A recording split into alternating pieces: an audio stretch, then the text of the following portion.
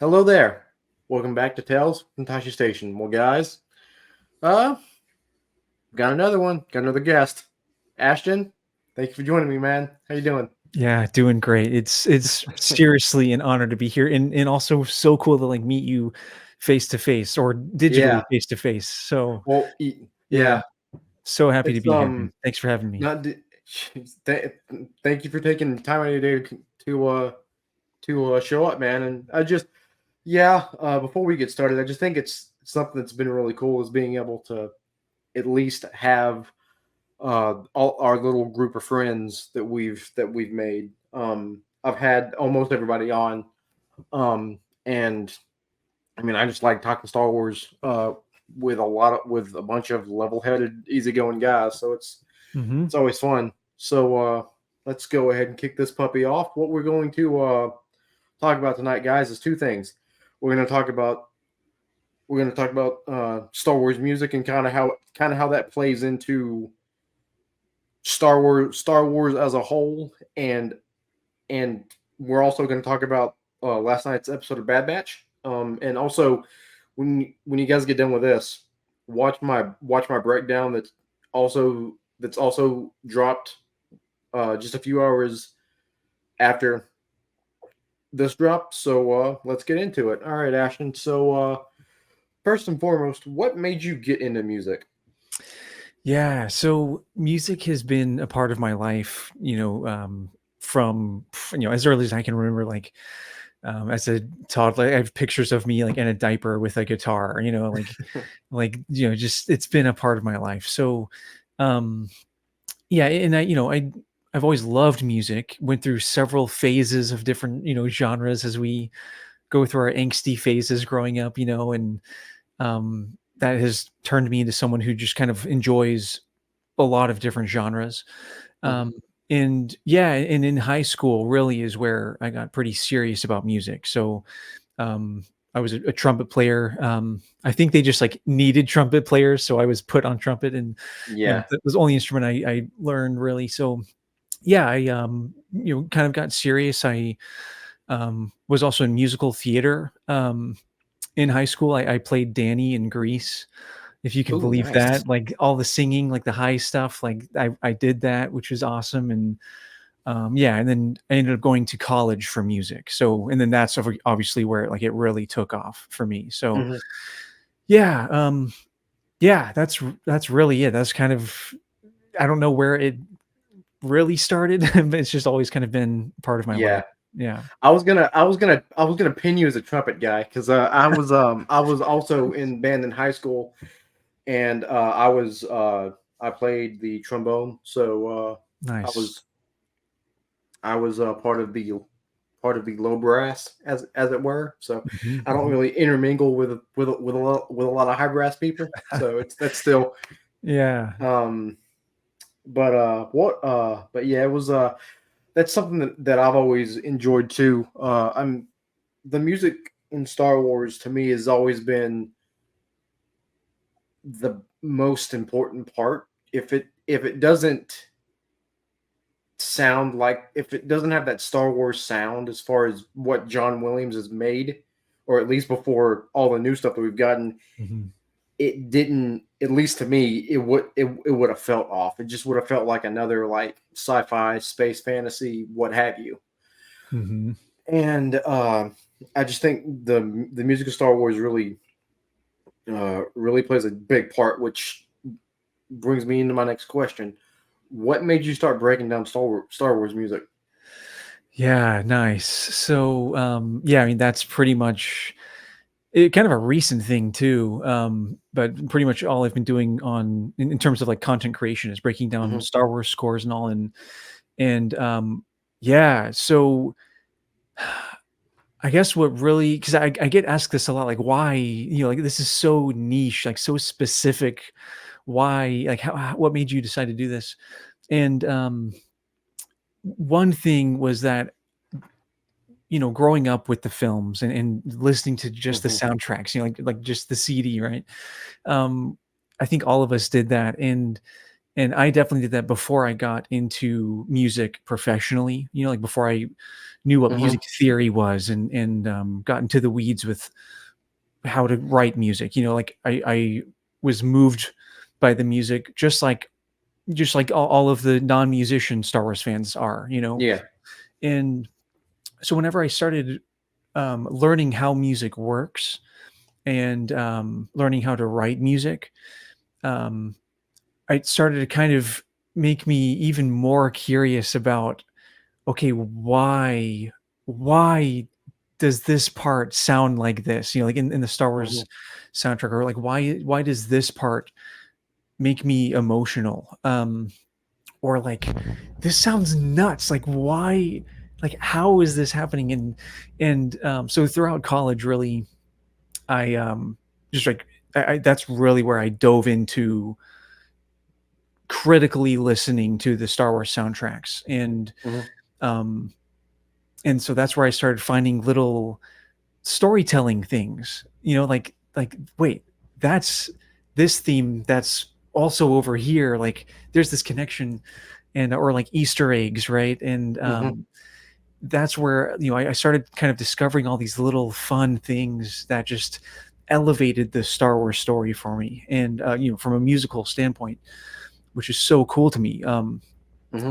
And so for years I've just had these nerdy things that I would talk to friends or family about, like, oh yeah, well, this one part in Star Wars Episode One, like, there's this that's happening, and you know what that means, just like stuff like that. And I got to the point where I was like, okay, I need to get all this out of my head, and I need to have an outlet.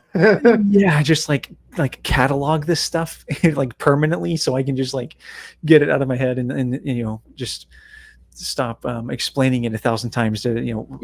everyone. And so that's honestly that's kind of what started it. That's a big reason that I started it. Another thing that um, I guess gave me the outlet to make the videos like I do is studying orchestration, which Hmm. orchestration is how to explain this. Orchestration is like how a section of music is written for the orchestra, like what parts, like the woodwinds are playing this while the brass is playing this. Hmm. That's orchestration. Or like pairing these couple of instruments together like makes this kind of a sound. Yep. And so getting into that, like I got my hands on a couple of scores, and then studied those, and then from there just kind of like again critical listening, and that kind of gave me the outlet to explain, like break down what is happening in these scenes musically in the best way possible, like the most digestible way possible, without getting Hmm. too, like too music theory ish, Yeah. Too um, deep, too deep, too deep into the weeds. yeah, yeah, like there's some of that, just like inevitably, but Yeah. for the most part, I try to keep it accessible and digestible. Like everyone knows what a clarinet is, you know what I mean? So Hmm. Um, yeah, so that's yeah, of all of that combined, I just kind of reached a point where I was like, okay, I need to just like do this, and Yeah. Yeah. and yeah, and turns out a lot of people like feel the same things or just like really enjoy, you know, um, having what they've felt or heard put into words in a 90-second clip, So Hmm. it's been a blast. Yeah. And something that one of the big reasons I really got really big into music and movie scores is when I was a kid, my mom and dad had the old XM radio when it first came out in the early Mhm, 2000s, mhm, and something that we would do on road trips from Alabama to Tampa or Orlando, depending on if we're going to see my dad's sister or we're going down to Disney, mhm. is we would listen to Channel 27 Cinemagic, Oh, and cool. it would just play different movie scores, like just completely. And it got to a point to where I understood the music so well that like I would literally tell, like my dad would say, "What's playing right now?" what movie is this? Okay, who's the composer? And I Oh, would name it just like that. And that's awesome. um, my three favorite composers in no specific order are John Williams, Hans Zimmer, and Alan Silvestri. Oh, yeah. I love Amazing. all three. I love all three of them. Yeah. The I think Hans Zimmer is the next step to kind of take that John Williams esque, like that title of like the the best composer of our time. I mean Mhm. that's just how I look at it. So Yeah, and from a different angle too, like, especially, like, yeah. his more modern stuff is very, synthesizers and digital components to hmm it, whereas I John could listen. Williams, you know Yeah, yeah. I'm sorry. No, no, no, go ahead. Well, I was gonna say like I could listen to his Interstellar soundtrack and Oh, uh Oppenheimer. Just I could listen to those two just on repeat all day, every day. It's yeah. so good. Um, but moving on. So third third question out of four. Who's your favorite Star Wars character? Oh, man, I honestly another question I get a lot, and I flip-flop so much, man. So it's always been between Anakin and Obi-Wan for me, hmm and, maybe it's just, like, the demeanor I have that day or something, but, whenever I was younger and, like teenager age, like, Anakin all the way, like, that angst, that, like, Angsty moodiness. theme. Yeah, like, the hood on, like, yes, like, that was absolutely what I wanted to identify with, but now that I'm older, um, maybe even reluctantly, I feel like myself leaning more toward Obi-Wan. So I go with Obi-Wan more so now, than Anakin, and I don't know, man, I guess for one, Obi-Wan's beard, The specifically the beard Revenge of the Sith beard, like, it is really good. It is on point. I'll give it's you that. it's just magnificent. So there's that.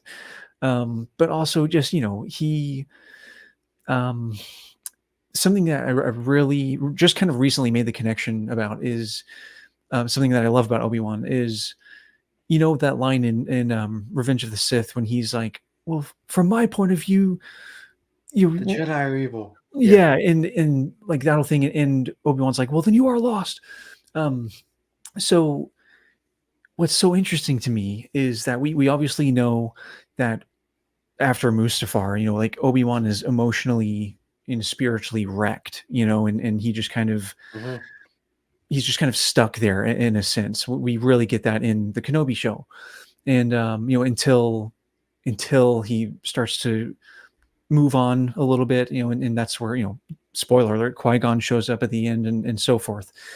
And what's really cool is after that, so like in the original trilogy, we we have this really different Obi-Wan, um, where he's several times throughout the original trilogy talking about, well, from a certain point of view, you know, um, or like, well, it depends on your point of view. And I just think it's so fascinating that Obi-Wan kind of adapted that mindset, like this kind hmm of um open-mindedness, I guess you could say, hmm as opposed to in the prequels where he's very much Jedi Council aligned, like that's his duty is to be aligned with the council, and that kind of thing. So just, that line that Anakin says, well, from my point of view, it just, you can tell that it shook him, hmm and he found a way to adapt that. And we hear that yet again in the original trilogy coming out of Obi-Wan's mouth this hmm time. So I love that so much. Yeah. And I think that opens up a little bit of discussion. I think part of that is when Obi-Wan is telling Luke about his father and trying to be as vague as possible, is because Mhm. he realizes that the only at that point, the him and Yoda are kind of in. the same boat where they're thinking the only way to beat Vader is to kill him. Right. And we see throughout that original trilogy that Luke figures out the best way to get his father back. Don't fight him. That's the Mhm. lesson in the cave. Mhm. That's just what Luke pieced together. I mean, um, I've watched Connor's and Diamond Fig's discussion on that final fight in Yeah. Return a few different times, and it dawned on me that just Luke's Luke realizes everything that he's been taught up to this point is to save his father. Like I'm not gonna fight him. I'm not gonna kill him. If you're gonna if you want to kill me, go ahead. I will not fight my father. And then you see what happens there. Mhm. Vader turns, chunks Palpatine down a shaft, and there's that. So um yeah, I I think that I do really enjoy Obi-Wan's character and just how we see him go from, like you said, very much aligned to the council to more so of a free thinker. Let's say it that way. And the fourth question: what's your favorite piece of Star Wars music? Yeah. So I have several, but my all-time, like the one that I can just put on at any time, Yep. in like at any time of day or in any mood that I'm in, that's usually an indicator that that's your top, pick. Hmm. And that track for me is Anakin's theme from Star Wars Episode 1. That is the one for me. It for me, like it is it's slightly different than well, yeah, I mean it's a lot different than a lot of the main themes that we get, in that there's no like heavy woodwind or brass incorporated into Hmm. the track. It's all strings, virtually all strings, except for the intro has woodwinds, but the whole track is virtually all strings. And I just think it so beautifully captures Annie. Like it captures His this, innocence.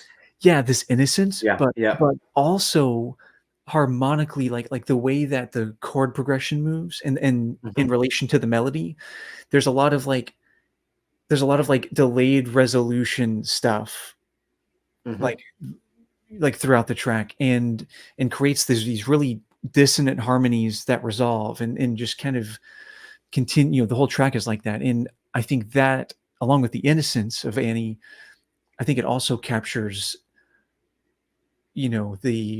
the tension that's happening underneath the surface of Annie, Hmm. um, and the power as well. It's not orchestrated with heavy brass and that kind of It's power. subtle.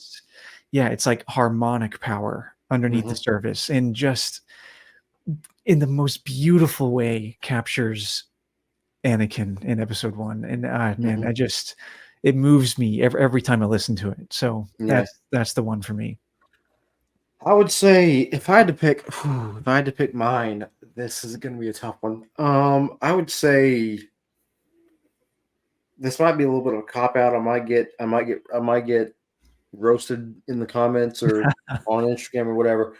But I'm going to go with the Binary Sunset, Dude, or as it's known as now, the Force theme. right. So Solid pick. it's Solid pick. it's just I that one has a little bit of an emotional Mhm. connection to me, just because this was one of the first times I ever remember watching New Hope on the. You see that? Do you see that VHS box behind me?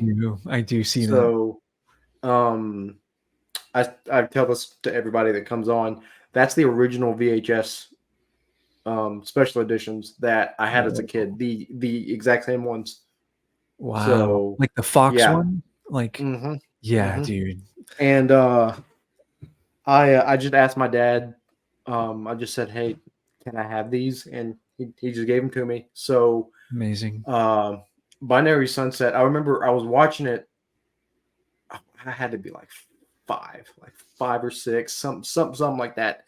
And I just remember just sitting in front of the TV, watching Luke look at the sunset, and I was just in awe of what was about to happen, like what I was seeing, and I honestly felt like I was Luke in that moment, watching uh watching the binary sunset and just listening to the score swell, and then that's when we get the call to action, R2's missing, and then that's when the movie officially starts. Yeah. So yeah, I would say Binary Sunset just because it's hopeful, it's full of wonder, and Mhm.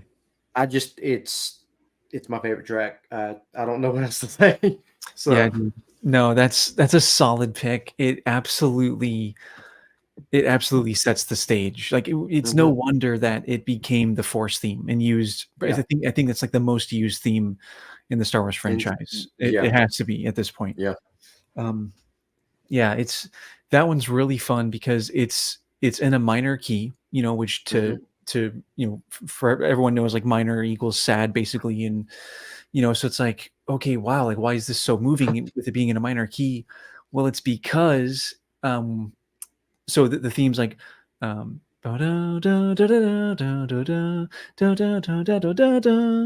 that part, that's a major chord, like, in a the minor major chord. key. Yep. Right, and specifically emphasizing that, so we have this, like, somber setting, but then, like, this victorious feeling in there, and it's like, hmm it's just so gripping. You can't avoid being moved by it. So, yeah, hmm it's solid pick, dude.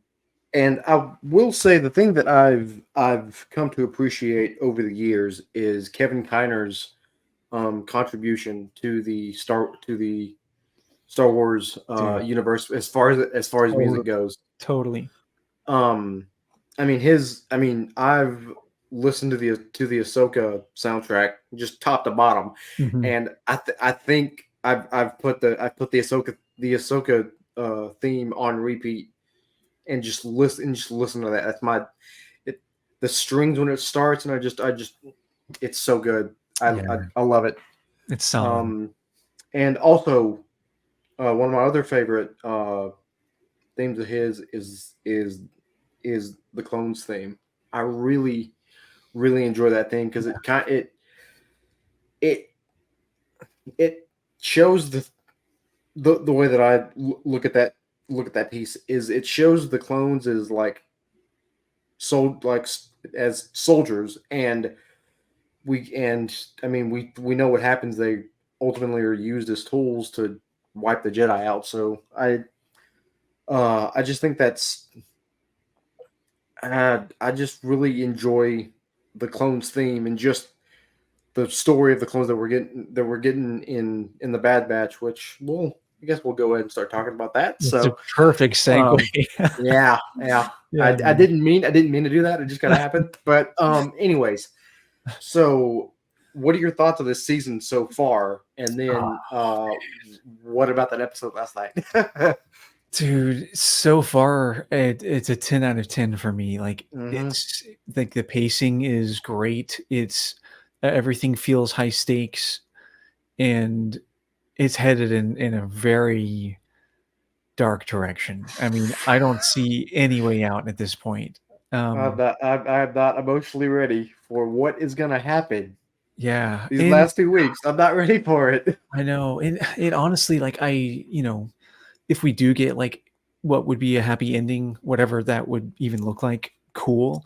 But I'm almost ready for just a really dark ending, like the episode 3 of, Yeah, where it's of just what we have right bleak. now.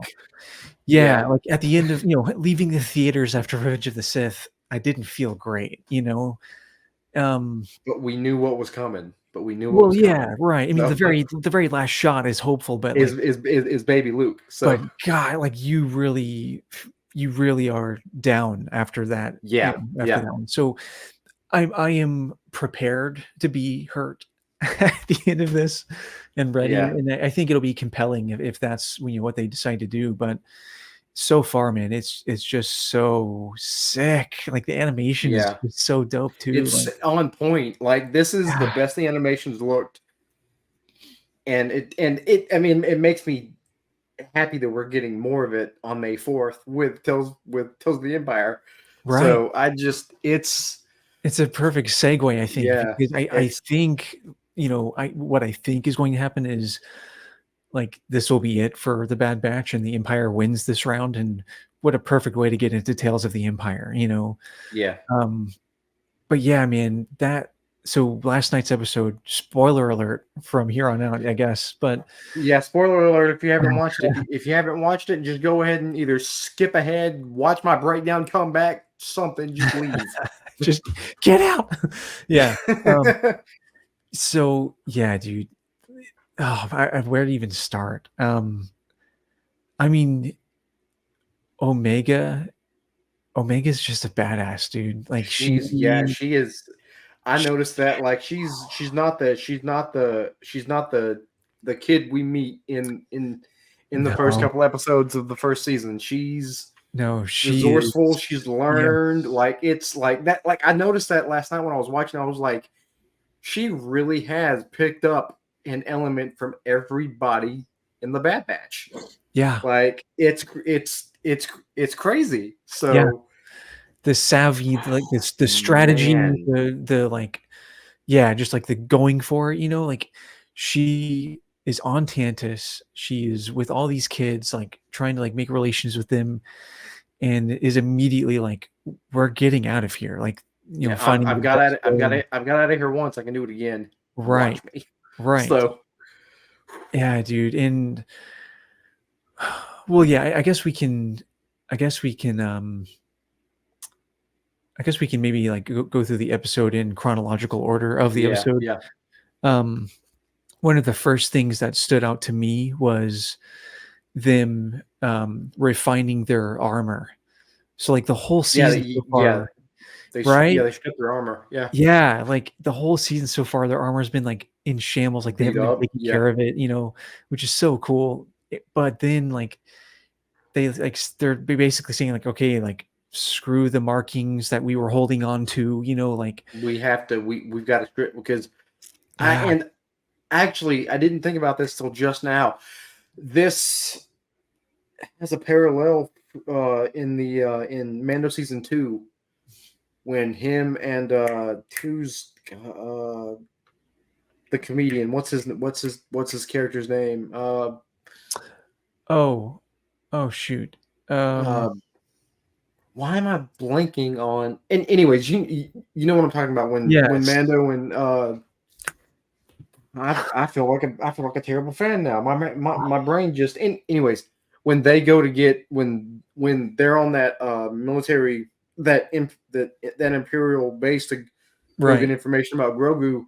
And Mando's just like, I've got to do what I've got to do. I've got to take my helmet off. I've, I've got to do this to save the kid. I can't right, wait. I can't do this. I can't abide by the Mandalorian code anymore. I've got to do this. And I got the same feeling here where, like you said, they stripped their armor down so they could infiltrate this base so they could go go get Omega, go to Tantus and get her back. So Mayfield. Mayfield, thank Mig you. Migs Yeah, Mayfield.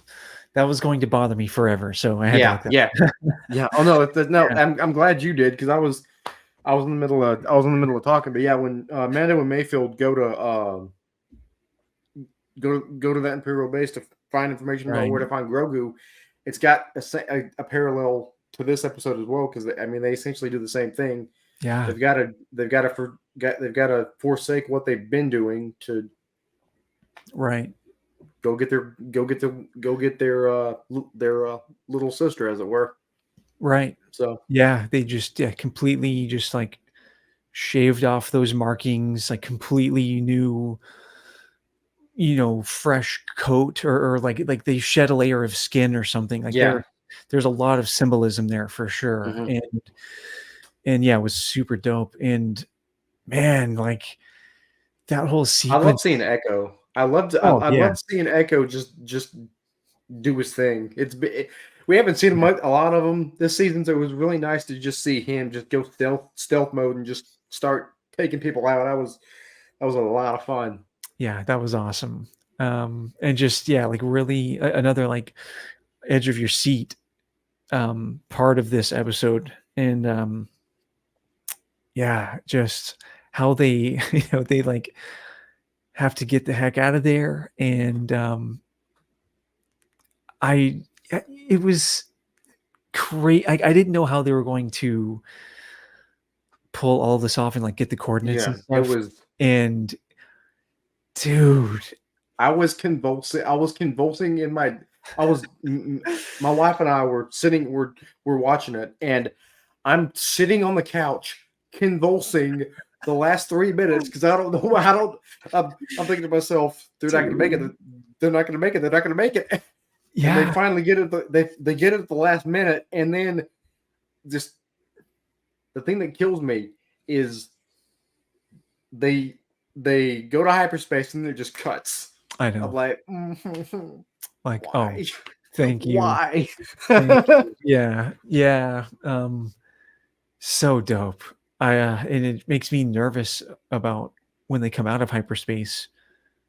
I mean, like, how do you avoid What's being gonna like what? Like, are you just gonna like turn the power off and just like something's cruise in on the bottom? Like, how are they going to effectively infiltrate Tantus? they could pull a Han Solo and just float away with the garbage. Actually, yeah, I don't think that's gonna work, but we'll see what that happens. I mean, if they, oh man, if they do it like immediately, Yeah, and like leave the power off, I guess that could work. I'm just see. Hmm. Here's my thing. Here's the thing, and this will be answered in the next 2 episodes, probably in the last episode. Is how is Rex, Gregor, Oh and yeah, the and the rest of them? How is Rex and his crew going to get to Tantus? Because we're gonna see them. I mean, oh dude. I mean, yeah, because the last episode is titled "The Cavalry Arrives" or something like that, yeah. and And actually, that's a callback to Wrecker's first line that he said mhm, in the Bad Batch episode of yep, Clone Wars. yep. So I just what how do you think these last 2 episodes are gonna go? So personally, I think Yeah. the cavalry. I think that is not going to be referring to Rex or any of them. I think the cavalry, it will be referring to like the 501st or something. Like I think Vader's gonna be showing up. I And think, he's gonna squish it. and all hell breaks loose. Yeah, I mean, Yeah. like you know. This actually is going back to one of the first conversations you and me had on Instagram. Oh Um, yeah. I remember when the trailer dropped, I messaged you, and we just started Oh talking, yes, dude. Yeah, and actually, I've got our chat pulled up right now. I could probably find it. dude. Scroll up because all of that we were talking about Yeah, stands. Like I'm still standing with all of that. that's probably gonna happen. Let me see if I can find it. Oh man, that was forever ago. That's amazing. Yeah, it's gonna take me a minute, but yeah, it just like the crazy thing is that like I think that's probably what's gonna happen too. Like in the last episode, I Yeah. think we're gonna see I think we're gonna see Vader and his 501st take out the remainder of Anakin's 501st and the rest of the clones. And I don't think it's gonna be pretty because No, I don't think so we either. saw what Ventress did to them. Right. Just her, and this is Ventress, Mhm. someone that Vader would just wipe out in in like 2 seconds. Right. If she can do that to them, what do you think Vader? What do you think Vader's going to do to them? Dude. It's I'm not Yeah. I'm not And like emotionally ready for. do we think that Palpatine, because obviously if Vader's showing up, it's because he was ordered by Palpatine, right? So do you think Palpatine's just gonna be kind of like fed up and be like, shut it down, like destroy everything or something? Like, Yeah, or curveball here, maybe Thrawn comes in the mix. Like, I don't know, dude. insane. I don't That know. would be absolutely bonkers. It would be crazy. I don't. I don't know. I don't know if we're gonna see Thrawn. I don't think we're gonna see Thrawn. If we do, that would be wild. But I think we're gonna see either Palpatine um or Vader, because we see they put out some promotional material where you see a Omega with Palpatine. So I think, Oh, yeah, it's what? yeah.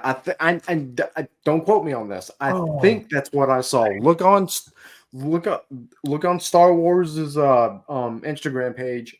It's so, I swear I saw something like a week or two ago about that. I'm pretty sure, dude, but I that's not think, good. yeah, I think we're gonna get Oh, a similar back and forth that we saw that like Ezra and Palpatine have in Rebels with Omega and Palpatine, and oh, Omega just crap.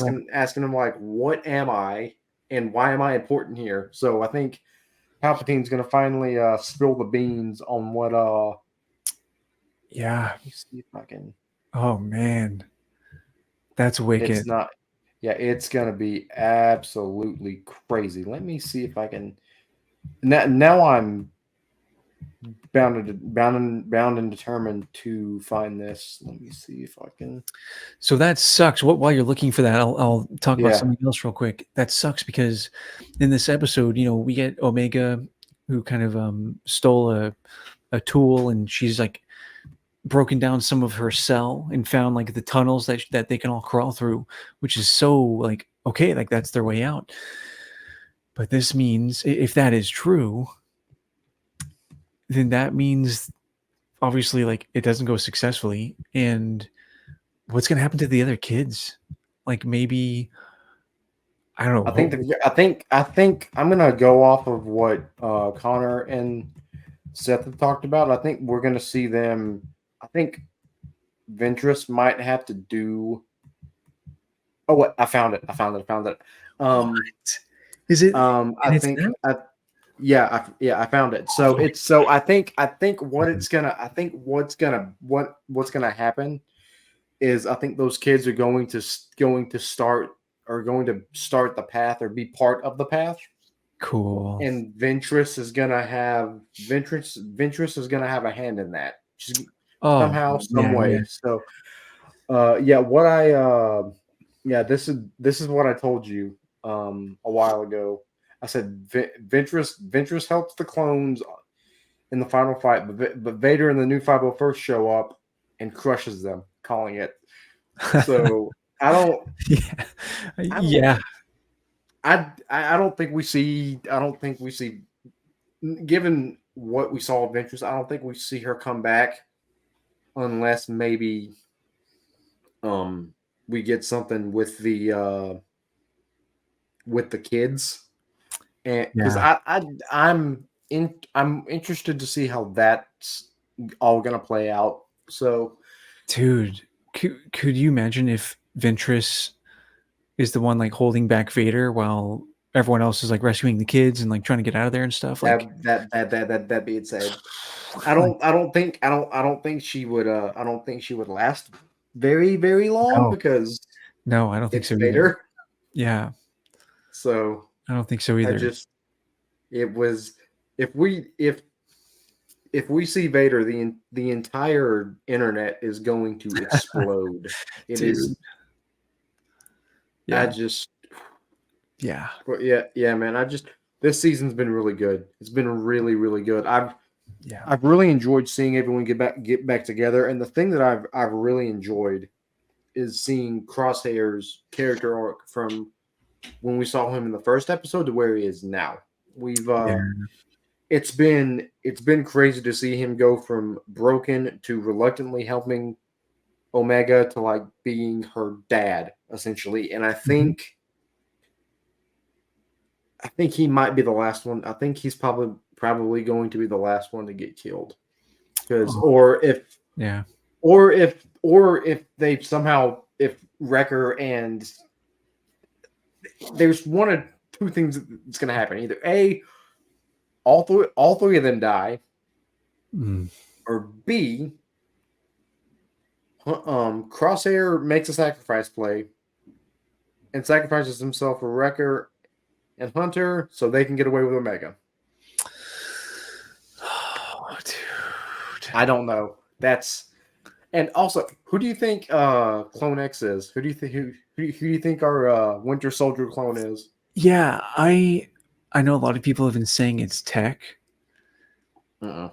I I don't swear think to so. I swear, if it's tech, if if it's tech, I'm gonna be mad. Like it's gonna be like it's gonna be a temporary gut punch because For it's sure. you brought him. It's like he's alive, but you literally just brought him back to kill him again.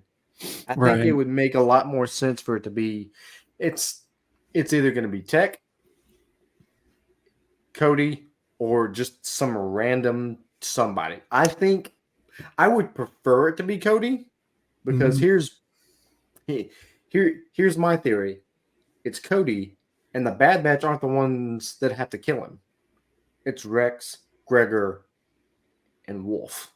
Oh, man. They have to kill him, and that's the reason they're in hiding when we see him in Rebels. Mhm, Because mhm. not only do they have to kill their closest brother that they've known for like 6 years at this point, they've been through everything together.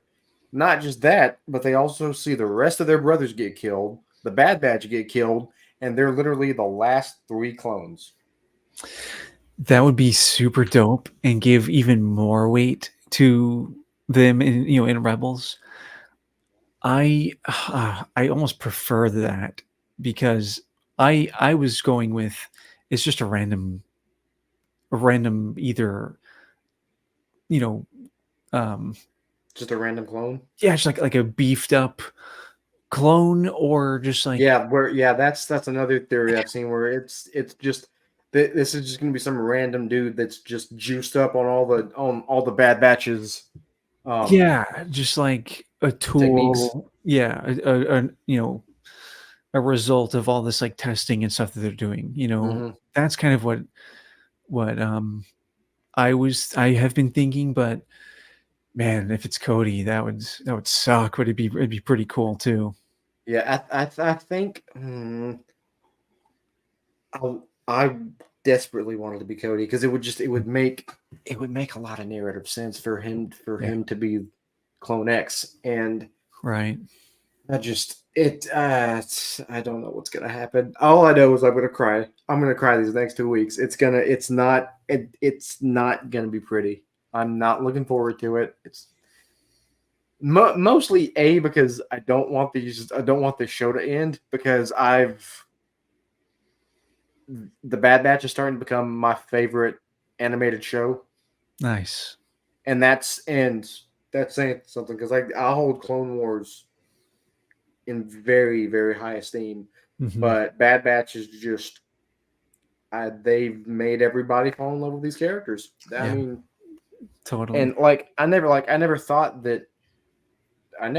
I'd care about Omega the way that I do. I mean, she's like I said earlier, she's gone from being kind of a MacGuffin in the first season to not only being part of the batch, but having all of their best qualities, essentially. Exactly. Yeah. Which, which, like you said, when she was, I mean, watching her break into that test tube shoot was just amazing. I think she had, I should have timed it when I watched it the second time. I think she had all of like 30 to 45 seconds to get to execute that plan. I think she had like 30 to 45 seconds before. Yeah, So it was just it was crazy to just see her operate that way. totally. Yeah, like she So knew she just had to look in there really quick, but then she had to cover that up and be I'm still clean trying to quick. figure out how she got all those pieces back up there after when all those pieces fell down. But I think I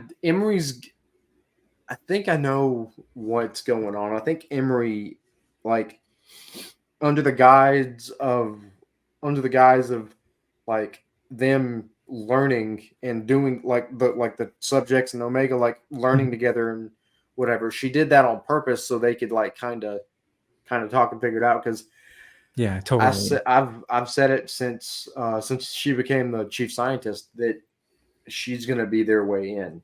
She is going to be how the Bad Batch get into Tantus, and not only that, but how Omega and them escape. Like she's going to be the linchpin that unravels this whole thing. Mhm. So I'm excited to see how they end this. So, but Yeah. it's gonna be a Man. bumpy ride. So strap in. But Yeah. Ashton, I think that's all I've got, man. So Awesome, man. well thanks again thank Yeah, you so much for coming on, man. dude, It, it's it's an it was honor, a pleasure man. talking to you. Yeah. Thank you, man. Thank you. I've really been working hard trying to put out quality stuff, and I think it's starting to get noticed. I think people are starting to see Yeah. my little m- my little way station over here on That's right. Over on Tashi Station. yeah, just doing my thing. So Yeah, man. I No, you're crushing it. It's thanks, man. awesome, and Thank you. I'm happy to be. It's an honor to be like part of it, you know. So thank Yes, you again. anytime, man. And guys, well, you know, in this thing. Till next time, may the force be with you.